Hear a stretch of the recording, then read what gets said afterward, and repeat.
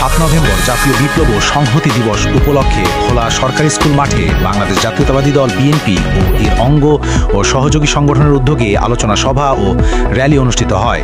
অনুষ্ঠানে প্রধান অতিথি হিসেবে উপস্থিত ছিলেন জেলা বিএনপির আহ্বায়ক ও ধানের শীর্ষের পদপ্রার্থী আলহাজ গোলাম নবী আলমগীর। উপস্থিত ছিলেন জেলা বিএনপি সদস্য সচিব জনাব রাইসুল আলম।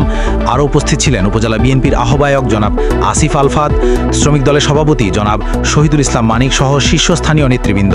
তারা 7 নভেম্বরের ঐতিহাসিক গুরুত্ব তুলে ধরে বলেন, এই দিনটি বাংলাদেশের ইতিহাসে একটি মাইল ফলক, যেখানে সৈনিক ও জনগণের ঐক্যর মাধ্যমে জাতীয় সার্বভৌমত্ব ও স্বাধীনতার চেতনা পুনর্জীবিত হয়েছিল।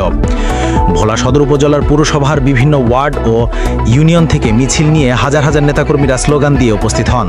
সবাই বক্তারা বলেন, ভোলা 1 আসন থেকে ধানের শীষে মনোনীত প্রার্থী আলহাজ গোলাম নবী আলমগীরকে জয়যুক্ত করে তারেক রহমানকে উপহার দিব। ভোলা থেকে ইব্রাহিম খলিল, দৈনিক সংগ্রাম।